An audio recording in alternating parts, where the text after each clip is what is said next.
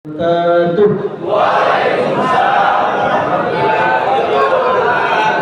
Alhamdulillahilladzi arsala rasulahu bil huda wa dinil haqq liyudhhirahu 'alad dini kulli wa kafa billahi shahida. Asyhadu an la ilaha illallah wahdahu la syarikalah wa asyhadu anna Muhammadan abduhu wa rasuluhu al-mab'utsu rahmatan lil alamin. Amma ba'du. Rabbi adkhilni mudkhala sidq wa akhrijni mukhraja sidq waj'al li min ladunka sultanan nasira. Allahumma zayyinna bi zinatil iman waj'alna hudatan muhtadin. Allahumma barik lana fi sya'ban wa barik lana fi ramadan.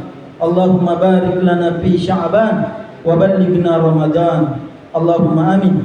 Allahumma salli ala sayyidina Muhammad wa ala alihi wa ashabihi wa man tabi'ahum bi ihsanin ila yaumiddin. Hadirin wal hadirat, pertama-tama kita hormati, muliakan orang tua kita, Bapak Kalapas, Bapak Ali Imran. Semoga beliau sehat walafiat dan berkah jabatannya. Beserta seluruh pejabat, Bapak Kasih Kantip, Bapak Kasih Binadik, dan pengurus masjid Pak Ilham dan sahabat-sahabatku semua yang turut mendukung, Ustaz Haris, Ustaz Rifki dan semua sahibai sijni, teman sepenjaraku. Bil khusus ada mahasiswa yang lagi KKN, dan semoga kita semua dirahmati dan diberkahi Allah Subhanahu wa taala. Amin. Sahabatku semua rahimakumullah, hari ini ada saya janjikan pekan lalu.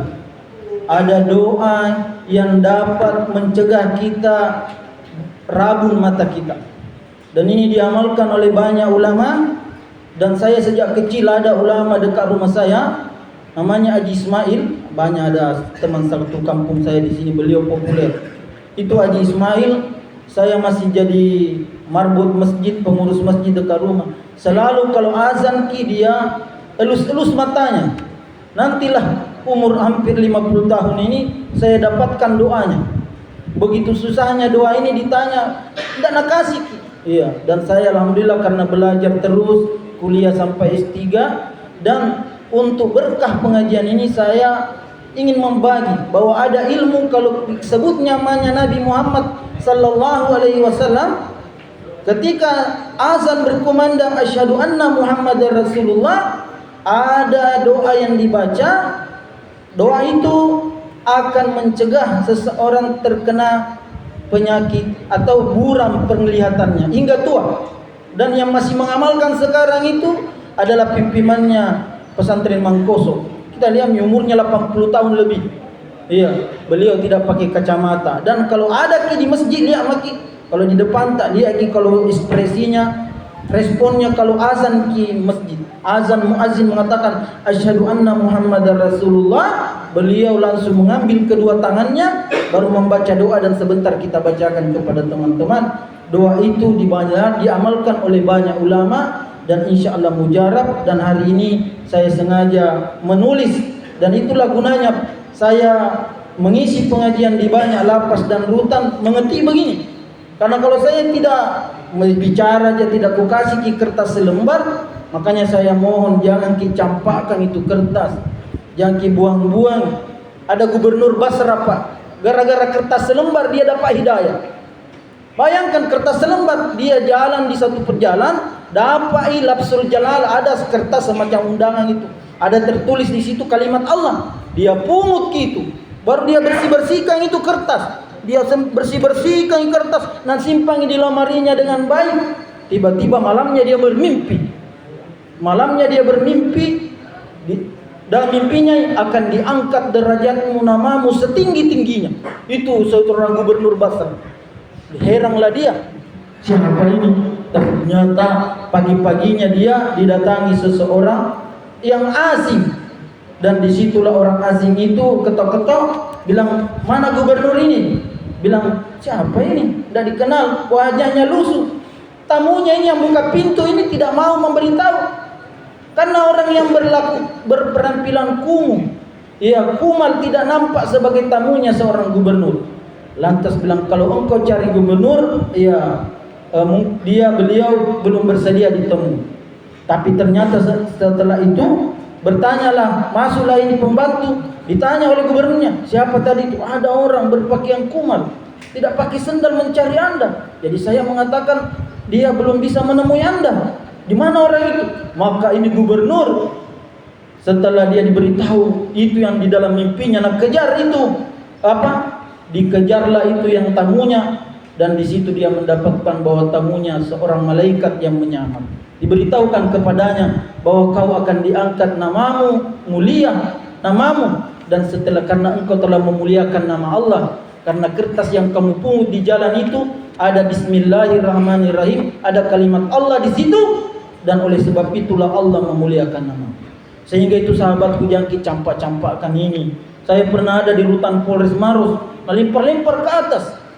Kalau engkau ayat-ayat suci Al-Quran engkau kasih begitu, bagaimana Niki bisa dapat hidayah? Tapi tidak ada di sini orang-orangnya. Saya mohon teman-teman sahabatku rahimakumullah, kertas ini bukan saya cuma menulis, saya kutip dari berbagai kitab, sehingga juga saya mau berbagi. Apalagi saya adalah murni alumni Lapas Maros yang jadi mubalik ya di banyak tempat sampai beberapa provinsi, sehingga itu saya tidak datang hanya memberi semangat teman. Ku kasih juga ilmu yang ku tahu, karena pasti jadi beban. Ilmu saya yang ku tahu ini ada tadi ayat itu kita baca di tadi ayat terakhir, inna aradna alal amanati alas samawati wal ardi wal jibali fa abaina ayyahmilna wa ashfaqna minha wa hamalahal insan innal insana kana zaluman jahul. Sesungguhnya ini ilmu kami mau berikan kepada gunung, kau mau diberikan kepada langit, kepada bumi, mereka tidak mau memikulnya. Wa hamalahal insan, maka diambillah itu insan. Innal insana kana zaluman jahula, maka jadilah insan itu banyak yang mengkomersialkan, ada yang tidak mau berbagi ilmu, makanya dia disebut zaluman jahula, jadilah dia zalim dan lagi bodoh. Itu Allah celah dia bagi orang yang tidak mau berbagi pengetahuan. Sahabatku rahimakumullah, juga tadi kita baca surah Al-Ahzab ayat terakhir, karena ada ayat yang kita baca tadi itu dahsyat sekali.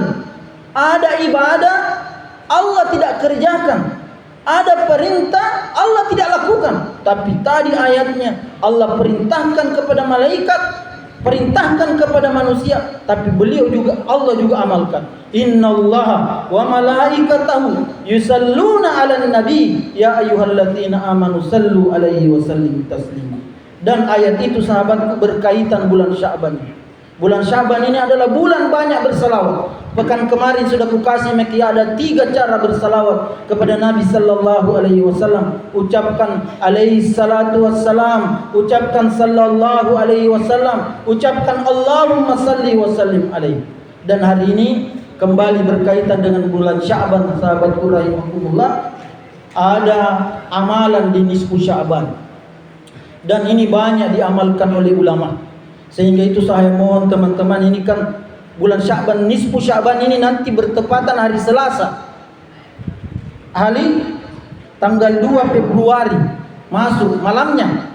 Jadi dia malam Selasa, malam Selasa. Jadi malam itu ada amalannya Nabi 1000 tahun yang lalu, disebut oleh hadisnya oleh Ali radhiyallahu anhu, menantu beliau. Ini hadisnya, saya baca terjemahnya teman-teman. Dari Sayyidina Ali bin Abi Thalib bahwasanya Rasulullah sallallahu alaihi wasallam bersabda, apabila tiba malam nisfu Sya'ban. Apa itu nisfu? Pertengahan. Sya'ban berarti tanggal 15. Salatlah pada malam harinya dan puasalah di siang harinya, karena Allah menyeru hambanya di saat tenggelamnya matahari. Lalu dia berfirman, adakah yang meminta ampun kepadaku? Niscaya aku akan mengampuninya. Sahabatku, ada kasus 338 di sini. Ada 339, 340, ada sakko 112, ada 114, ada 363, 362. Jadikan ini nisfu Sya'ban, amalkan sahabatku rahimakumullah. Orang 100 saja nak bunuh, Allah maafkan, apalagi kalau Anda membunuh karena membela diri. Iya. Ada yang membunuh karena membela kehormatan saudara perempuannya, ada di sini namanya Pak Sembang. Iya. Yang kakak iparnya selalu teler-teler nak pukul adiknya Sembang. Sembang marah. Akhirnya Sembang bersama anaknya naik eksekusi kakaknya. Iya. Banyak, Pak. Di lapas itu saya juga jadi warga tahu kondisinya, ada orang melakukan dosa kecil dan besar, ada sengaja tidak sengaja, ada mentung dobol-dobol, tapi ku minta kalau sudah mi kedua kalinya jangan mi ketiga kalinya, kalau sudah mi ketiga kalinya jangan mi keempat kalinya, kalau sudah mi keempat kalinya jangan mi kelima kalinya, jangan sampai kelima kalinya langsung wajah as-sakaratul maut bilhaq, diambil nyawamu dalam keadaan sekarat. Tidak sempat bertobat, seperti yang pernah kukhutbahkan di lapangan di sini. Ada namanya Rasulullah yang tidak mau bertobat, 3 kali mengeksekusi orang. Akhirnya Salama lah yang mengeksekusi dia, dan Salama jadi nabi di sini. Beliau orang baik, pakamping sapi, aktif di masjid, dan Salama tidak masuk lagi ketiga kalinya karena waktu dia membunuh, membela diri, karena ada orang yang mengeksekusinya untuk keempat kali. Salama melawan. Nak kalau kompuno mewah kata, sabab iya tania bukan sapiku yang memakan padimu. Maka terjadilah duel sebenarnya tidak seimbang antara Goliat dengan David. Tapi Salama diberi Allah kekuatan mengeksekusi Rasulullah karena dia menganggap dirinya paling hebat di gunung di sana. Makanya ketika dia mati, pama bakat selahumus sama wal ard. Ketika dia mati, ada kepala desa kasih tahu ke tokoh masyarakat, napakku minta tahu mati, dia kagak teriak. Iya. Teringatlah saya ayatnya dalam Al-Qur'an, Fir'aun mati tidak ditangisi penduduk langit, tidak ditangisi penduduk bumi. Begitu merusaknya itu namanya Rasulullah. Makanya saya ada yang mengatakan Fir'aun dari rantai Mario. Makanya sahabatku rahimakumullah itu kisah teladan. Sehingga sahabatku jadikan ini nisfu Sya'ban amalan. Allah Maha Pemaaf, Allah Maha Pengampun, dan ini nisfu Sya'ban ini membuka pintunya. Adakah yang meminta ampun kepada aku, niscaya aku akan mengampuninya. Adakah yang meminta rezeki kepada aku, niscaya akan aku memberinya rezeki. Adakah yang sakit, niscaya aku akan menyembuhkannya. Adakah yang demikian, maksudnya Allah akan mengabulkan hajat hambanya, dia yang memohon pada waktu itu. Adakah yang demikian sampai terbit fajar? Allahu Akbar. Sampai terbit fajar 12 jam dikasih kesempatan oleh Allah Subhanahu wa taala, malam yang begitu spesial nisfu Sya'ban. Yang kedua, hadis dari orang paling dekat beliau, ring 1. Kalau ini ring 1 dari laki-laki, kalau ini ring 1 dari perempuan, adalah ibu kita semua. Jadi ada perempuan, ibunya Nabi, ibunya mentan Nabi, ibunya petugas. Siapa dia? Adalah istri Rasulullah sallallahu alaihi wasallam, disebut dia Ummul Mukminin, ibunya orang-orang yang beriman. Beliau yang meriwayatkan hadis ini. Tengah malam nak cari Nabi. Dari Sayyidina Aisyah radhiyallahu anha berkata, aku kehilangan Rasulullah sallallahu alaihi wasallam pada satu malam. Kemudian aku keluar dan aku menemukan beliau di pemakaman Baqi Garad. Beliau bersabda, apakah engkau khawatir Allah dan Rasulnya akan menyia-nyiakanmu? Kemudian aku berkata, tidak wahai Rasulullah, sungguh aku telah mengira engkau telah mendatangi sebagian istri-istrimu.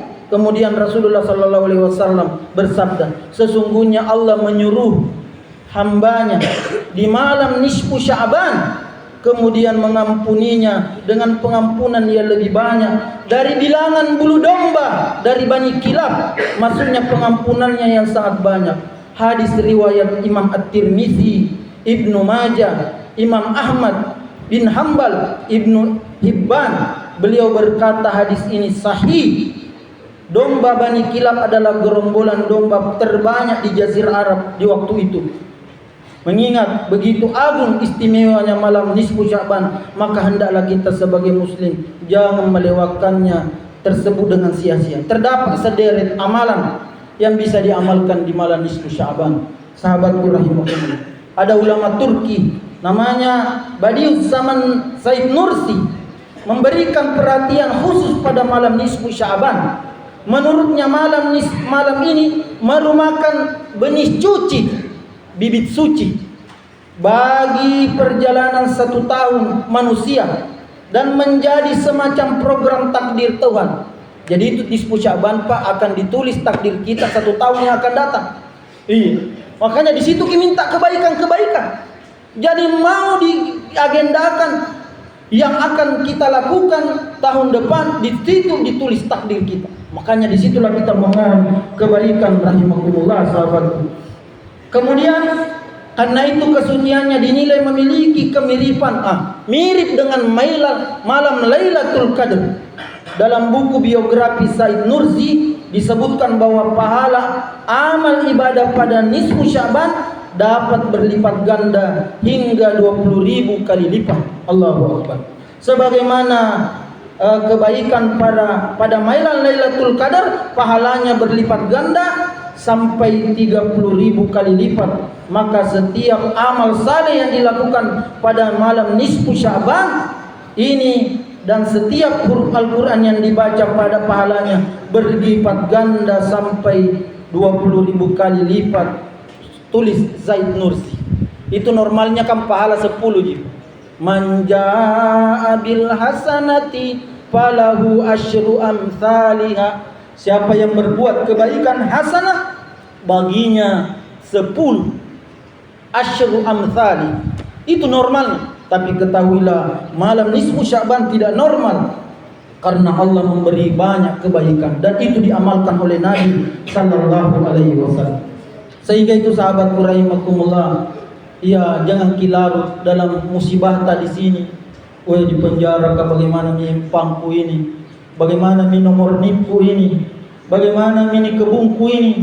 Jangan, titip dia kepada Allah sahabat. Kalau engkau titip kepada Allah, tidak ada yang bisa mengganggu-ganggunya. Kalau engkau kehilangan, akan diganti lebih banyak. Ada putra saya Pak, saya titip di Gunung Pangrango, di Bandung. Ketika dia dapat beasiswa, tidak bisa diantar dalam keadaan COVID-19. Maka kubacalah ayat di dalam surah Yusuf. Fallahu khairun hafiza wa huwa arhamur rahimin. Maka Allah sebaik-baik penjaga, dia penjaga terbaik, arhamur rahim. Olehnya itu sahabatku rahimakumullah, diamalkan ini. Ada beberapa amalan di nisfu Sya'ban. Pertama, memperbanyak doa sejak terbenamnya matahari.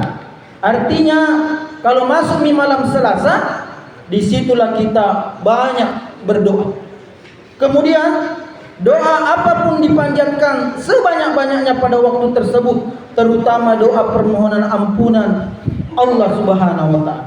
Yang kedua, memperbanyak istighfar. Ini salah satu Pak penarik rezeki, itu istighfar. Iya.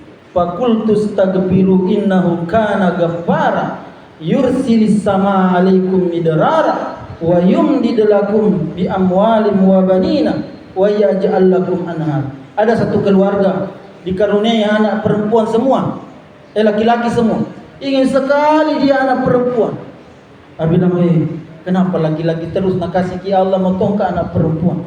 Tiba-tiba ayah yang nasihati, bukankah ada ayat Al-Quran mengatakan faqultu astaghfiru innahu kana ghaffara yursilus samaa 'alaikum midrara yumdid lakum bi amwalin wa banina.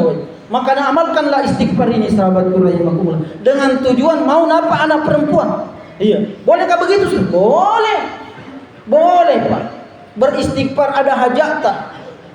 Boleh kita menggunakan amal, ada keinginan tak kepada anak, boleh. Karena itu namanya amal andalan. Sebagaimana ada orang yang terjebak di dalam gua, 3 orang dia gunakan amalnya untuk memohon proposal yang sangat urgent. Kenapa dia terjebak di dalam gua? Tidak ada yang bisa buka gua itu karena batu yang tutup, batu besar. Kalau dia 3 orang didorong itu batu, tidak bisa dia buka. Tapi dengan amalnya dia pakai sahabat. Olehnya itu istighfar banyak di malam nisfu Sya'ban. Amal yang diamalkan ini astagfirullahaladzim wa atubu ilaih. Astagfirullahaladzim wa atubu ilaih. Itu diulang-ulang. Banyak mengulang-ulangi. Nabi saja yang tidak berdosa tidak bikin 363, 364, tidak bikin 112. Tapi Nabi berapa istighfarnya satu hari? Sab'a marrah, 70. Mas, Apalagi kita ini umatnya, pengikutnya, sahabatku rahimakumullah. Apalagi nanti ini nisfu Sya'ban, sebentar lagi kita amalkan banyak istighfar. Yang ketiga, sahabatku rahimakumullah, memperbanyak dua kalimat syahadat. Jaddidu imanakum bi kalimatin la ilaha illallah. Perbaharui imanmu dengan la ilaha illallah, diperbarui terus. La ilaha illallah, la ilaha illallah. Yang keempat, sahabatku rahimakumullah, setelah salat maghrib dianjurkan, ini amalannya ulama, membaca surah Yasin sebanyak 3 kali dengan niat meminta keberkahan umur, kemudian harta, kesehatan, dan ketetapan iman. Allahu Akbar. Ini yang makasih Allah, umur berkah, harta yang berkah, kesehatan yang berkah, dan iman. Ini aset yang paling berharga, iman kepada Allah, sahabatku rahimakumullah. Yang selanjutnya, yang kelima, melakukan salat sunnah malam. Kalau memang di sini tidak bisa salat di masjid, di kamar tak? Saya kamarku di sana dulu, sampingnya aula, sebelah utara, selatannya aula. Biar bangun. Saya satu kamarku ada dulu pensiunan tentara, namanya Tata. Nah, punanya ring ki bangun kanan, rongrong kanan, saya lagi sembahyang tengah bangun tengah malam. Di situ ki mengadu kepada, ya Allah, bagaimana hamba keluar dari perbuatan dosa ini? Suka bawa kunci teh, ya Allah. Jadikanlah saya tidak suka kunci teh kalau bebas. Ini ya Allah. Ada orang kasihan menangis masih nak cicil motornya, saya ambil ya. Berdoa kepada Allah. Allah yang akan palingkan hati tak kepada yang jelek. Berdoa kepada Allah, Allah yang akan beri hidayah. Umar bin Khattab, dia preman, jahat dulu, tapi Allah kasih hidayah karena dia mau. Karena itu buka pintu langit dengan doa tak. Dan jangan pernah berniat, sahabatku rahimakumullah. Ya. Kemudian salat tahajud, salat hajat, salat witir. Dan keempat, puasa. Ini nanti ada puasa Pak 3 kali berturut-turut. Makanya saya minta teman-teman yang terutama mau puasa sunnah. Kalau tidak bisa di Senin Kamis, turun-turun dulu gridnya. Karena puasa paling rendah itu sunnah 3 hari dalam sebulan. Tanggal berapa? Tanggal 13, 14, 15. Dan tanggal 13 itu Sya'ban, nanti bertepatan hari Ahad. Jadi di situ puasa putih namanya, Ayyamul Bid. Kalau mau nawaitunya bahasa Arabnya boleh juga, tapi jangan bahana, nanti tidak dihafal. Cukup mengatakan dalam hati, ya saya berniat puasa putih, Ayyamul Bid besok lillahi ta'ala. Ikutkan lillahi ta'ala. Karena ada puasa bukan karena Allah. Adakah Ustaz? Ada puasa karena minta pesugihan, ada puasa karena minta glowing, ada yang puasa yang minta sehat, ada. Dia tidak sertakan lillahi ta'ala. Makanya bedanya ibadah itu dengan tidak ada lillahi ta'ala. Makanya nanti tanggal 13 Ahad bisa makin puasa putih, nah Ayyamul Bid. Yang kedua hari Senin, bisa 2 niat. Itu satu ibadah 2 niatnya boleh, asal sunnah. Sama dengan tadi saya tidak sempat salat duha di rumah karena terlambat sampai di sini. Maka saya bilang di situ Pak di Lapas Maros, saya salat sunnah, salat duha dirangkaikan dengan salat tahiyatul masjid. Di situ naik niat kita minister. Saya salat sunnah tahiyatul masjid, saya juga salat sunnah duha, di setel lillahi ta'ala. Begitu juga nanti hari Senin, sahabatku, puasa Ayyamul Bidki ke-14-nya juga kita puasa Senin, sunnah dari Nabi sallallahu alaihi wasallam. Kemudian puasa ke hari ke-15 juga termasuk di situ puasa nisfu Sya'ban, bertepatan dengan nisfu Sya'ban. Teman-teman sahabatku rahimakumullah, amalkan ini puasa sunnah. Bagi ada yang di sini suka temperamen, ada di Rutan Polri Mars berapa kali masuk temperamen, nasi kopang orang kepalanya. Saya bilang ternyata aku cari tahu kan, langsung masuk, langsung ana salami. Ustaz, langsung ini sok kenal. Lah siapa ini? Mungkin kodong butuh karena diganggu-ganggu. Apa mina bilang, "Oi, mainin ka dikoy." Ucala si depe bola aku Ustaz. Loh, mana oleh? Dia cari tahu, cari tahu. Magi nang kasih ditarungku ya noro. Masih kopan itu uluna. Nasi kopan. Jadi saya tanya, makanya surami B86 itu Alangkah suruh mila panam RJ. Iya, bilang suruh cabut mila laporannya kalau pada iya sepupu dia apa. Bilang maka dua apa nih ditarung kurus tas kata lu nih. Bilang oh iya kan? Lah iya dede panesungnya roh. Ai begitu masuk ke ceramah, lo kan purai panesuta. Aku tanya, oke urai itu suka ki temperamen. Kalau marah ki ambil badi, ambil parang. Iya, suka tersinggung. Apa itu Ustaz? Rajin ki puasa sunnah. Itu obatnya. Dan saya curhat teman-teman. Saya juga dulu temperamen. Itulah dulu pernah di penjara di Poltabes Makassar, Pak Mangga Barani yang pukul saya rotan. Suka ki temperamen. Kenapa? Itu kan ada jeleknya itu kalau sudah ki belajar bela diri, sudah tongki cari-cari ilmu, mentung-mentungin lantak-lantak air pun. Jadi saya agak-agak sedikit mau ki baku kena sama orang. Ternyata itu ilmu jelek. Saya dapat ilmunya ketika ditangkap di sinilah saya puasa Daud, puasa besok tidak. Alhamdulillah. Pernah saya tes itu Pak, saya tidak emosi, naik motor kah? Ada orang mungkin helm tengkorak nak pakai, lama itu ludahnya mau buang, tapi baru ada kesempatan.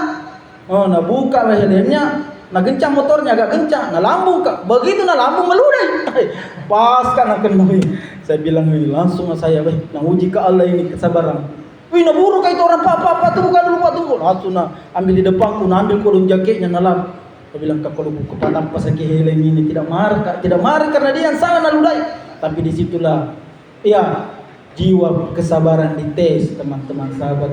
Ada waktunya kita tidak boleh lampiaskan kemarahan kita karena Allah mau cabut dosa yang pernah kita lakukan. Jadi puasa ki sahabatku rahimakumullah. Terakhir, ini amalan. Ku kasih kini sahabatku rahimakumullah. Ini lama saya cari doanya ini sehingga begitu senangnya ku dapat ini kitabnya, ku bagikan kepada kita. Amalan kalau muadzin azan asyhadu anna Muhammadar Rasulullah. Begitu dia mengatakan asyhadu anna Muhammadar Rasulullah, tangan tak ini dikasih rapat begini jempol. Dikasih rapat ini. Tapi perhatikan begini. Begini. Baru dibaca itu aku kasih di kertas. Apa dibaca? Marhaban. Ikuti semua. Marhaban bihabibi wa qurrati aini Muhammad ibnu Abdullah sallallahu alaihi wasallam. Baru ditiup ini jempol tak, baru dikasih ulus begini. Begitu. Kalau kedua kalinya azan lagi, asyhadu anna Muhammadar Rasulullah. Diambil lagi jempol tak, marhaban bi habibi wa qurratu ainin li Muhammad ibnu Abdullah sallallahu alaihi wasallam. Baru diulas-ulas begini, diulas-ulas begini. Insyaallah ini manjur dan banyak mengamalkan. Dan kalau mau lihat buktinya sudah tua 80 lebih umurnya, tidak pakai kacamata, adalah pimpinannya pesantren Dede Imam Koso, Profesor Dr. Kiai Haji Farid Wajdi. Sehingga itulah saya bagikan kepada sahabatku rahimakumullah. Ini menjadi berkah antum berada di lapas. Ada di sini 50 tahun ya kamu umurnya. 50 tahun umurnya di luar, tidak pernah hafal doa ini. Maka mungkin diponis jadi di sini 1 tahun, 2 tahun, 3 tahun, tiba-tiba dapat doa ini. Dan insya Allah diamalkan menjadi suatu yang sangat berharga dan semoga berkah.